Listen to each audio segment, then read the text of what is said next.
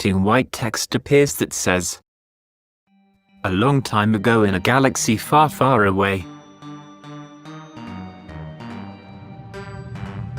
Now, curvy golden yellow text stationary in the middle of the screen with stars flying by through hyperspace that reads, "Theory of a Blind Man."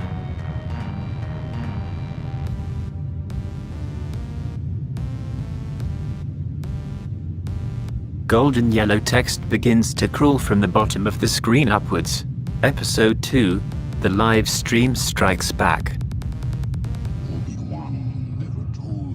After the separation of content uploads and live streams, this channel is dedicated to live streaming guests, gaming, proclivities and pondering of the fate of the galaxy. Darth Whistler reigns over these channels and his message will be heard with the help of many others presenting information for all to absorb. The text continues to crawl away from view deep into the infinity of space. For those of you willing to watch and listen to live streaming and participate in the chat, the live stream strikes back at a new upload channel with prizes and galactic credits to make you rebels come rich beyond your wildest dreams. But Darth Whistler is not satisfied until the triad of the Force has been completed, and so there lays another in wait deep in space and will soon be revealed.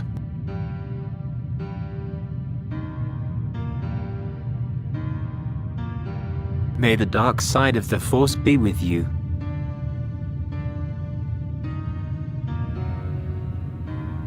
As the last of the text disappears, we are left with stars flying by view in hyperspace, then fade to black.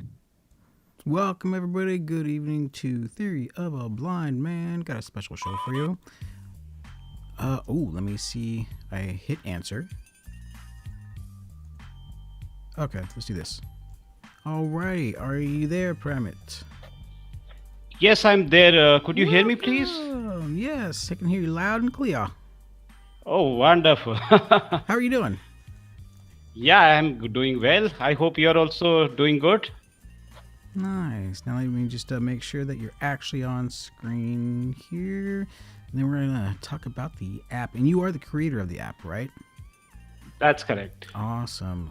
Okay, so to get started, why don't you go ahead and let us know if you have a visual impairment, and if so, or if not, how did you get into the app development for this particular app? Okay, so I do have a visual impairment, but mine is a interesting story in the sense I led first half of my life as a as a normal sighted person, and the second half has been as a visually impaired. So just sort of quickly, I'll give you my background. So I'm, by education, a computer engineer. And this was, of course, in days when I was normal sighted. Then I did my MBA, and then I've worked with global companies like Unilever, Motorola, Quest Diagnostics. And it was about 20 years back that reaction of a drug impacted on my retina. It impacted exactly on the macula and the central vision and so on. And over the years, initially I could get some correction, but then it just kept dropping. And about 9 years back, I realized I just cannot read anything at all. My vision was still dropping. And, I went through that, I call it a loss phase, a phase of confusion, loss of confidence, not sure what I should be doing next in life. And even, all the devils in the mind, not sure even what I'm capable of, Right. So that was almost like 2.5, 3 years. And then I came onto out of it. And then a series of chance events happened, honestly, which got me working on Louie Voice Control. Nice. So how long, I don't know if I caught it or not, but how long have you had the visual impairment? When did that start? Oh, okay. So it started almost precisely 21 years back. Okay. And then over the years, my vision kept dropping. So overnight it dropped quite a bit. But like I said, I could get corrections. I could somehow still manage. I could read a little bit. And you know how it is. You can increase the font size and so on. Right. And I was, doing senior level jobs. I was, handling brands. I was running businesses. So to some extent, I mean, I could manage, and I think it was more of, the skills needed there were more of, strategy, thinking through, leading a team, So I could still manage, but you know that point comes when suddenly when you can't read anything and your vision is dropping and you suddenly just become very very unsure. Would I be able to really do anything? So that's the phase I really went through. Nice. Really quick. Welcome to the chat, BlindToes and Muddy Blind Diva. So how did you? I take it you've always been a techie person to start, right?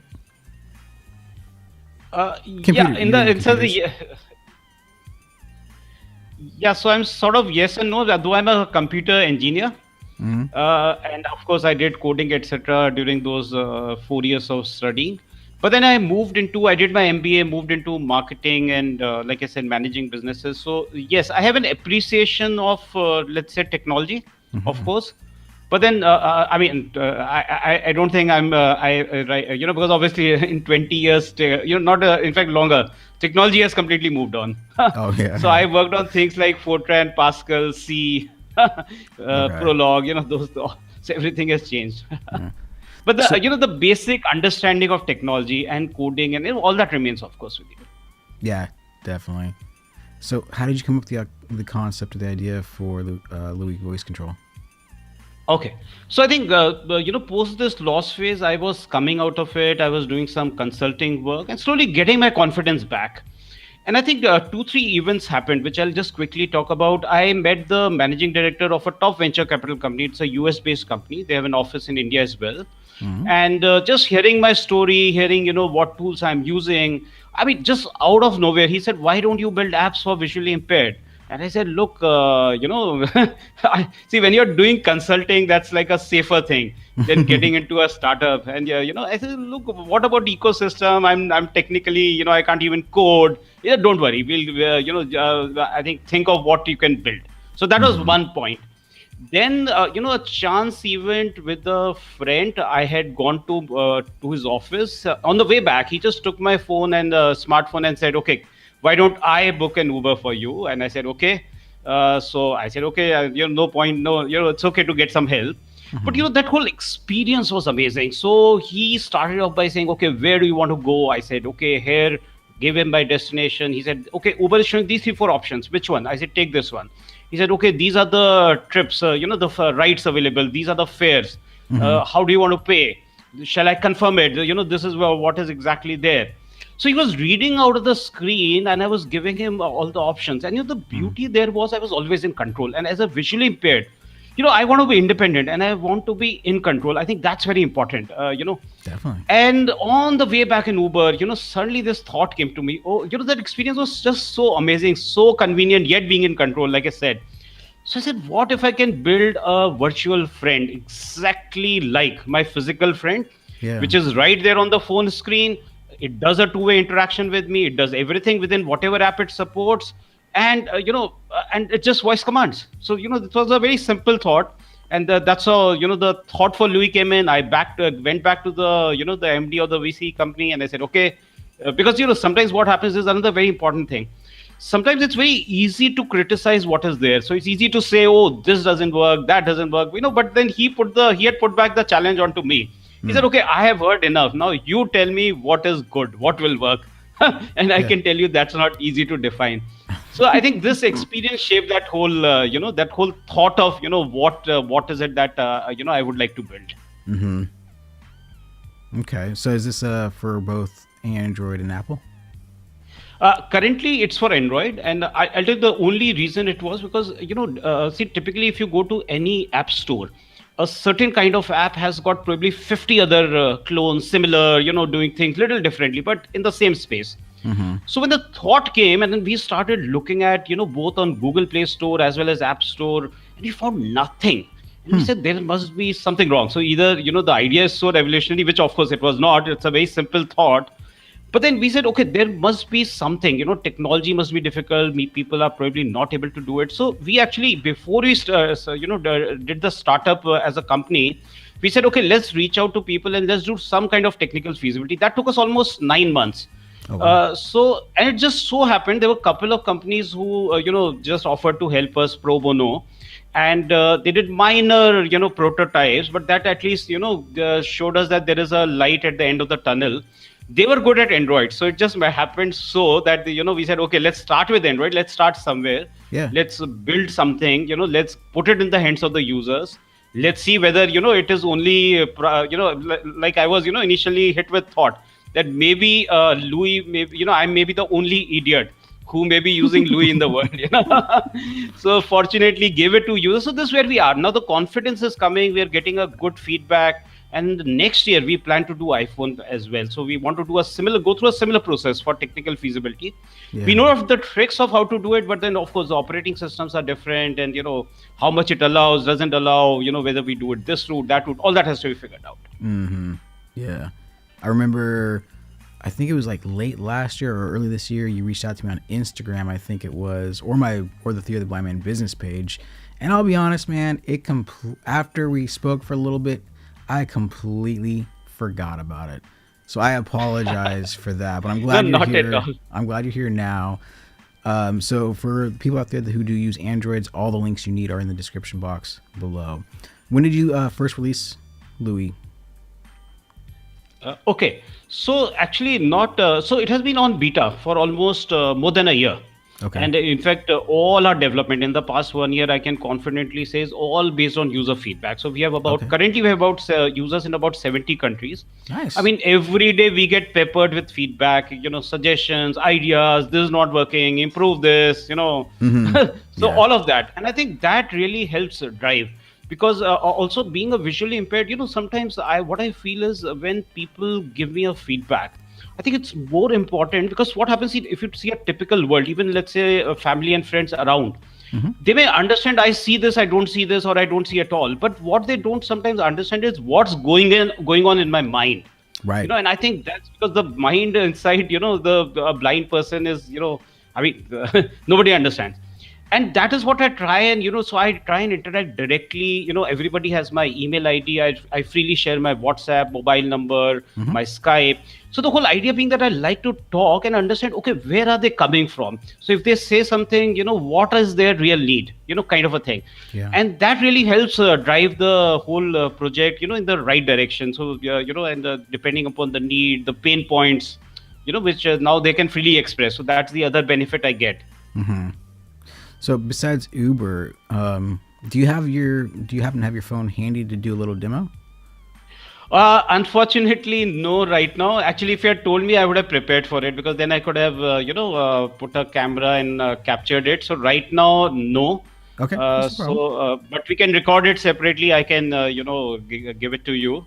Well, that's okay, because you also have some warning, I would have organized it, So. Oh yeah, no doubt. But you also have a YouTube channel, and it's all on there, so people Absolutely. can click the YouTube link that's in the description as well. Absolutely. Yeah. So if anybody has questions in the chat, go ahead and start putting those in now if you'd like. So you got about a little over a year's worth of beta testing, and hopefully iPhone or Apple iOS will come out next year.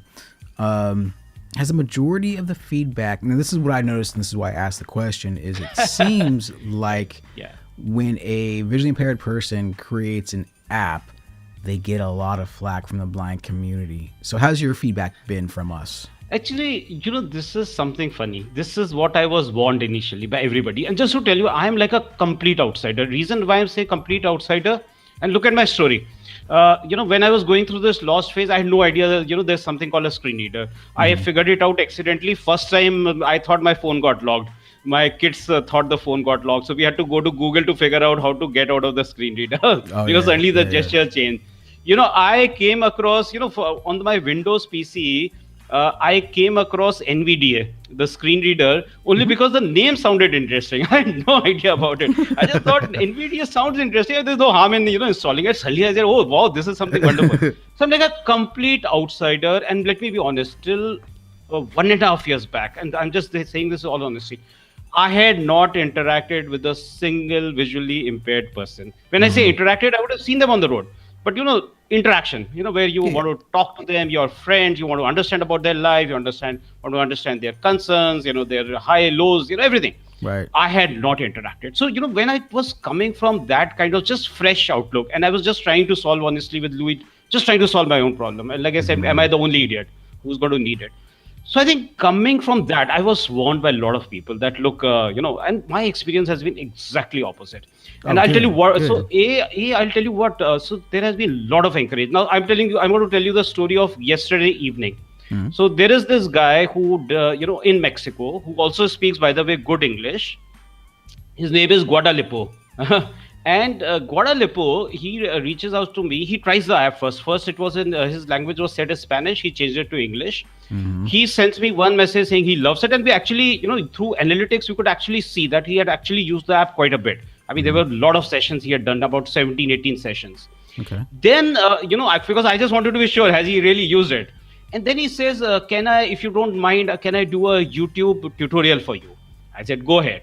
Then he comes back, says, I have spoken to where he works, so I have spoken to the director, and he's with a company that does a lot of YouTube videos. And he said, you mind if we interview you? I said, not at all. And then he comes back and says, whenever you're going into Spanish, I am doing the translation for you. So honestly, that has been the kind of story, and more critically for me, see, sometimes what happens is two things. The feedback is, somewhere telling me that, look, there is a need for a product like this. I think to Yeah. my mind, that's something even more important, because sometimes you may have products which are flavor of the month. So just like Yeah, somebody yeah. may push something down, somebody may also, hey, great, and then knock it off after, a month.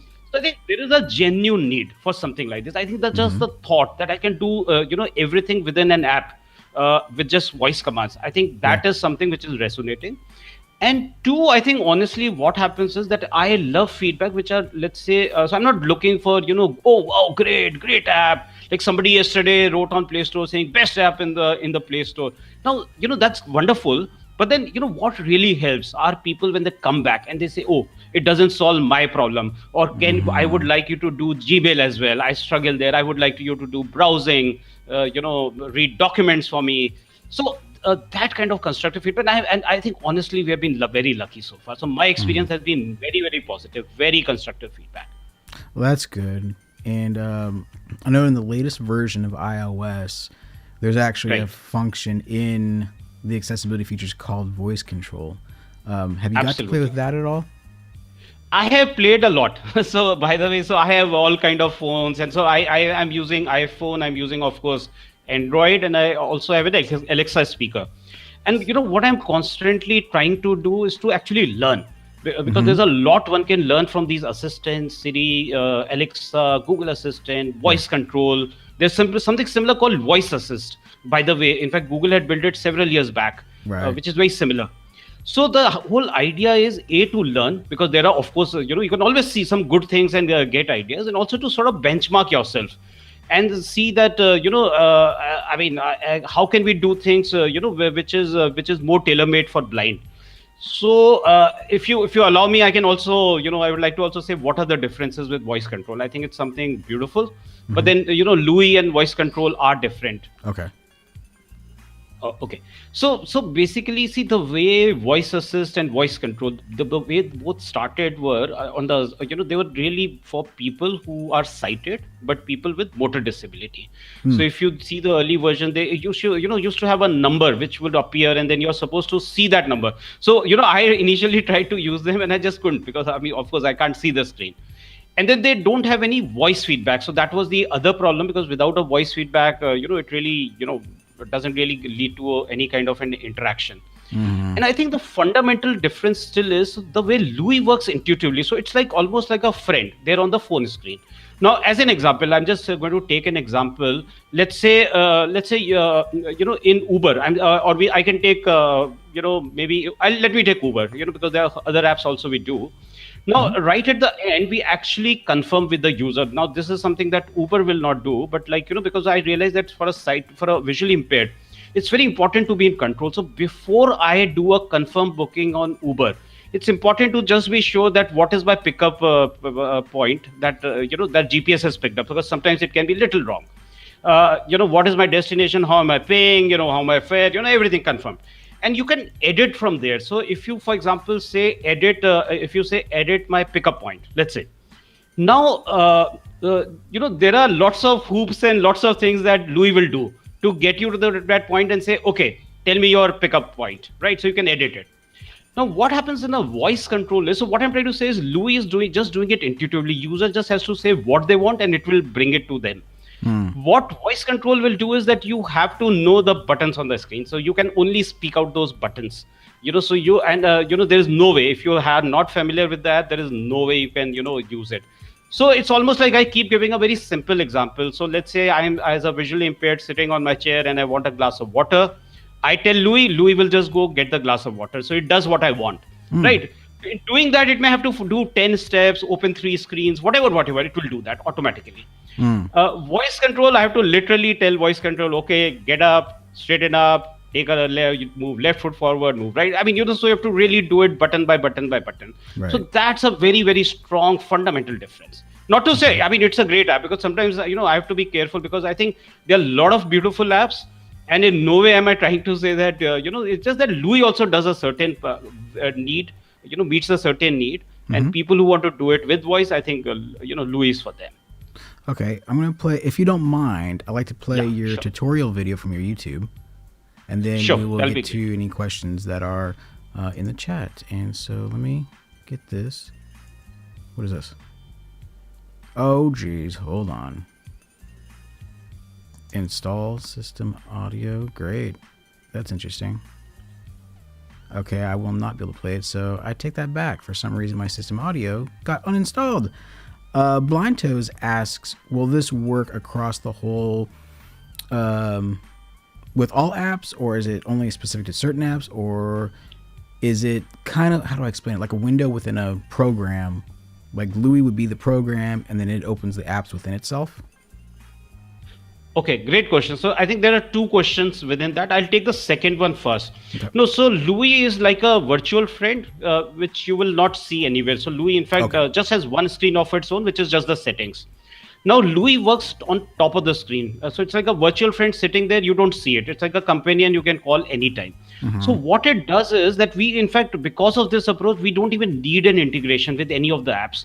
Now, currently, we support Uber, YouTube, WhatsApp, complete management of contacts, edit, delete, blocks, and so on.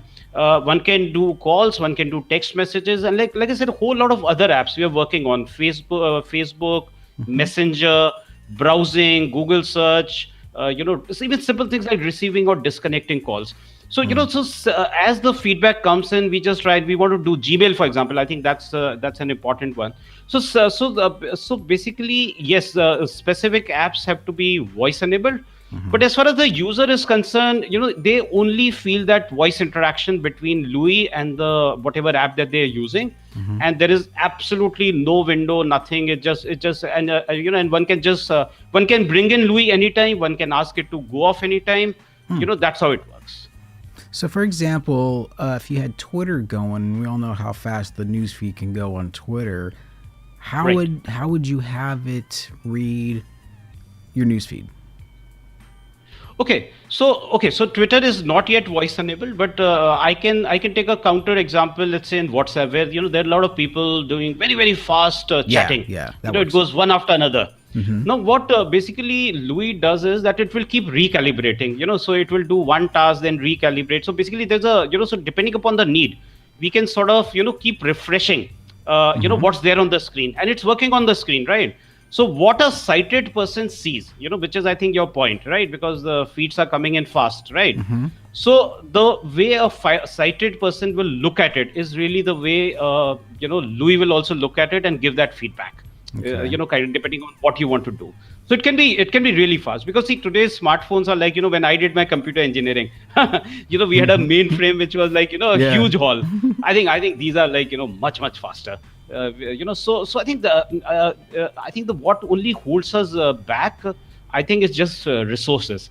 I mean, so we, by the way, have investors in India and USA, and I'm just trying to raise another round of funding. And I want to, of course, expand the team much more. So we currently have 5 Android developers. We have a total team of 13.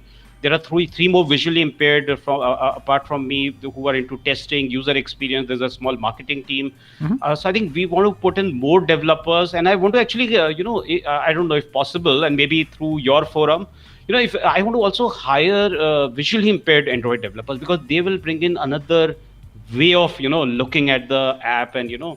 I think that's very important. Well, I know a couple in my circle, so I'll send them this video so they can get in touch Yeah, with you. That'd be awesome. that will be awesome. And if they are into iPhone apps, that's even better, Hmm. because that's the next step for us. Yeah. So yes. And COVID-19, Ryan, this is very important, because prior to COVID-19, in January last year, sorry, this year in January, if you had asked me, something like, working from home, I would have said no way.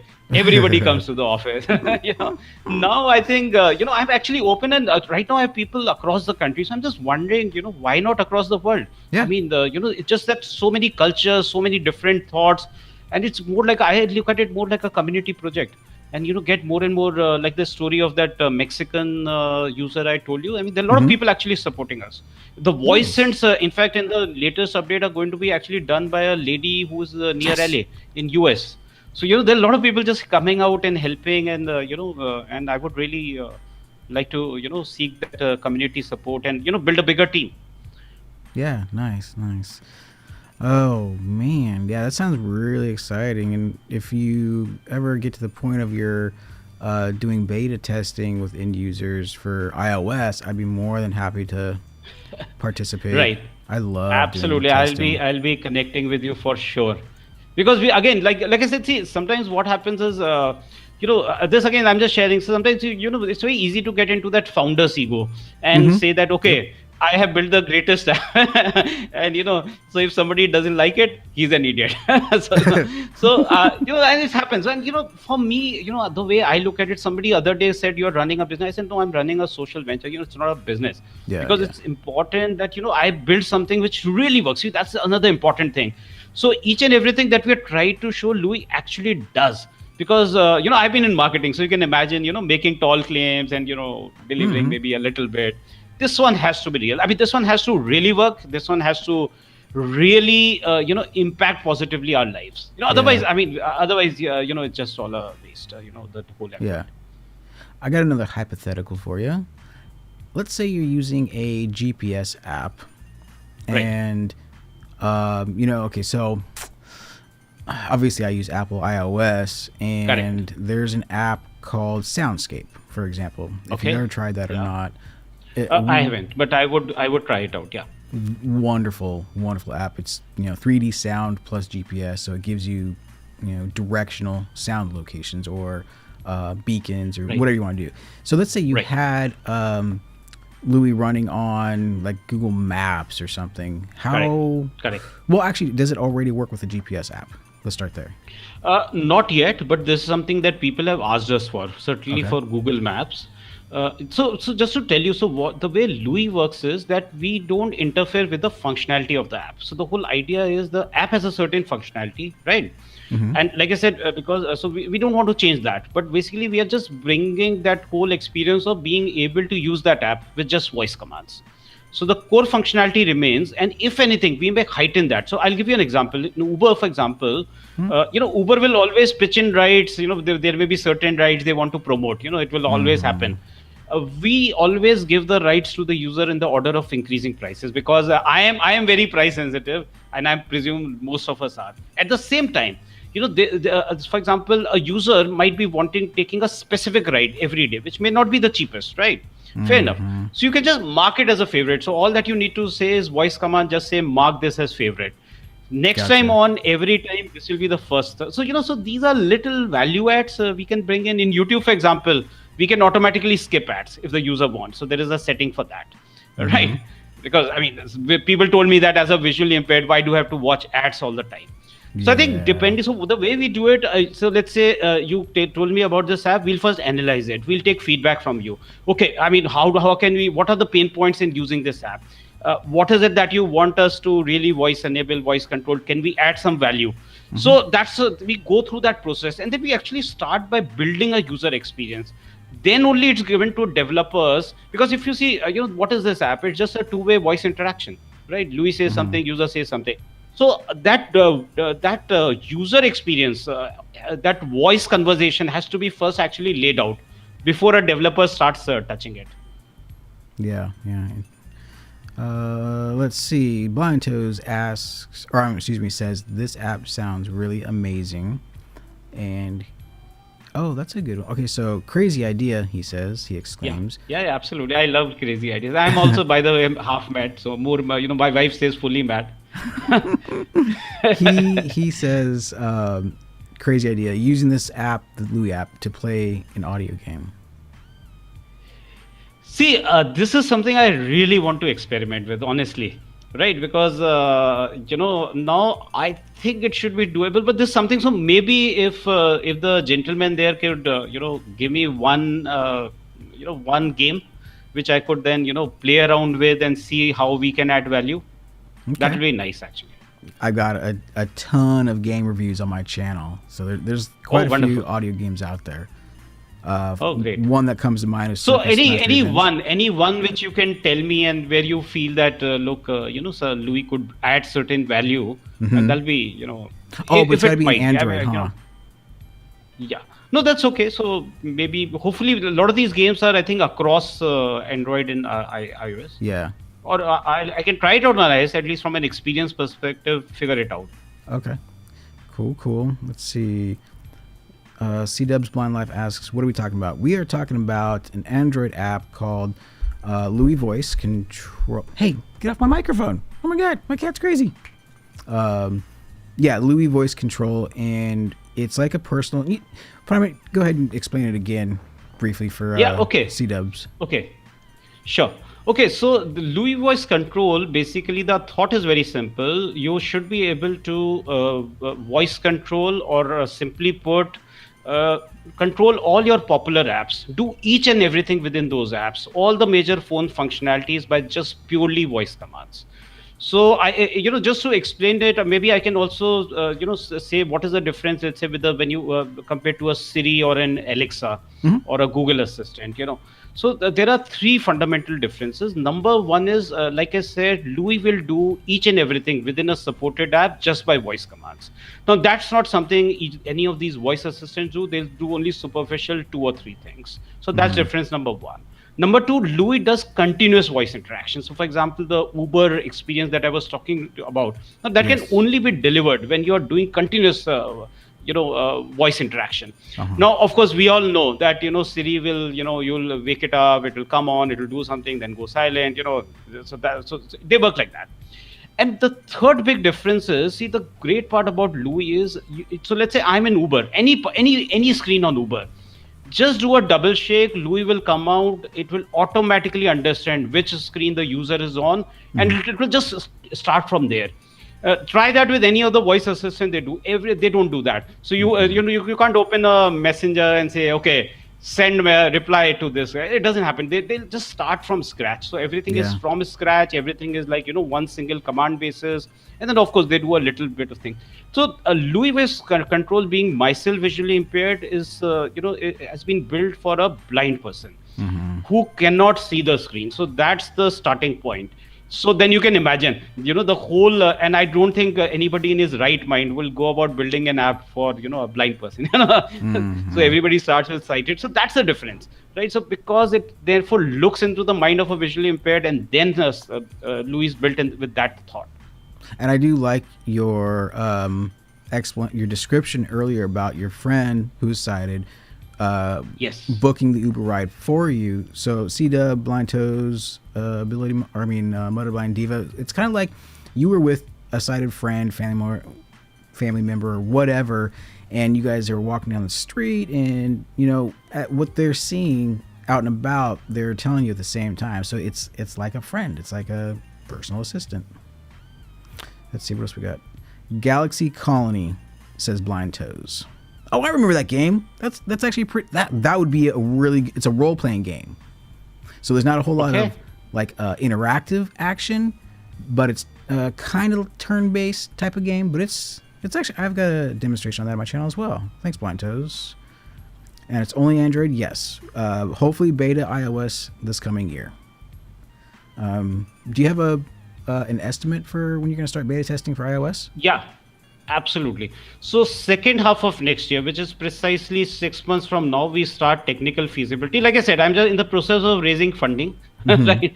So once I'm through with that, and I'm talking to investors in India and US, and hopefully, we'll get good monies.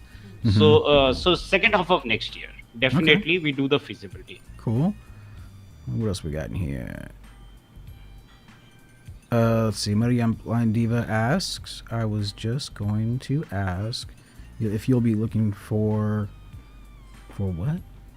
I think it says beta testers for iOS. So there's another volunteer if you'd like. Yes, absolutely. And not only that, I mean, like we said, that even developers, who are visually impaired for iOS, I mean, that'll be really, great. Yeah. Yep. That's who else we got here. Danny McKenna, how you doing, good sir, from the UK. So that's all we got in the chat currently. Anything else you'd like to pitch on this thing? On Louie? Yeah.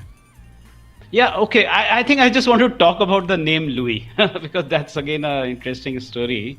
So basically we were, so day one we knew that it's going to be a global product. And like I said, there are already users in about 70 countries. And we were looking for a very simple, short and sweet name, something that is easy to pronounce.